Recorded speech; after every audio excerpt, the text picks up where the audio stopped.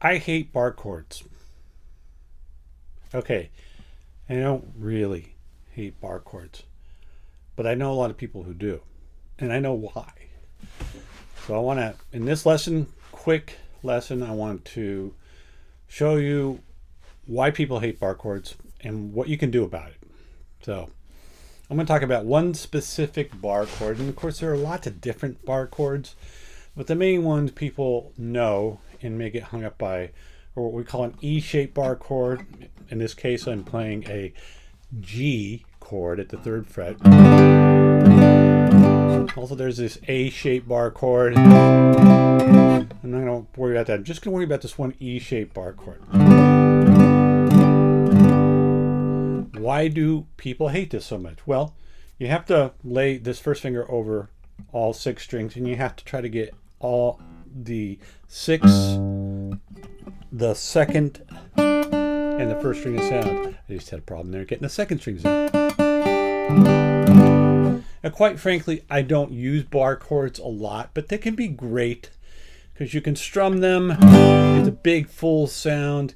Even if every note doesn't sound when you strum it, it's still, you can hear this big juicy G chord. You can move it up and down the neck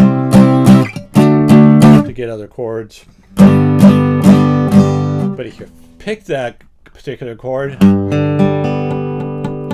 inevitably something like that 2nd string is going to sound dead. Okay, so what can you do?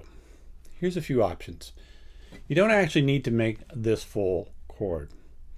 You could actually just bar 2 strings, the top 2 strings. So instead of barring 6 strings, I leave all my other fingers just right where they are, and I bar just 2 strings, and I get a pretty full sounding chord. I can even make a smaller version of that where I remove my pinky and put my 3rd finger on the 4th string. It's a smaller sounding chord, but it gets the idea across. I'm still playing a G major chord. You might know this chord shape as a F shape chord in the 1st position. 3rd position, it's a G chord.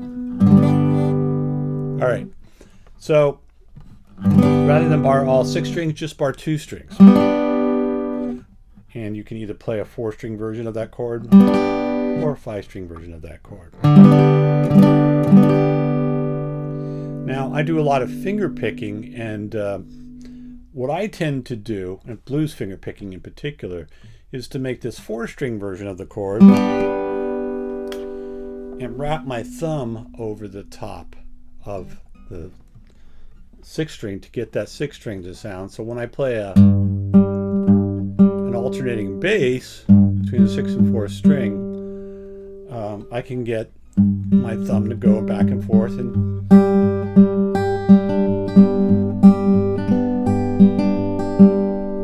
some people really don't like using the thumb across. Some people get used to that pretty quickly.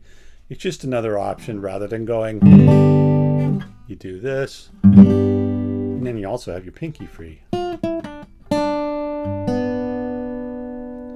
Last but not least, you can play a plain old power chord. So if my regular bar chord sounds like that, my power chord just sounds like that. 2 strings, 6th string and 5th string. My 1st finger is still kind of pretty much laying over all the other strings, but I'm not expecting it to sound any other string except for the 6th string.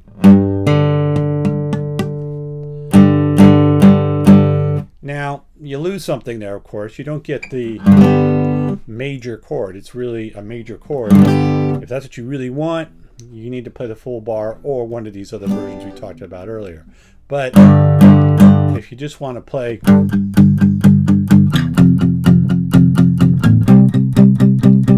sounds like the Go-Go's. But those are just kind of power chords. You get the idea across of G, F, and C, and you can use those instead of your full bar chord. So there are your options: bar chord, partial bar, thumb over the top, or power chord.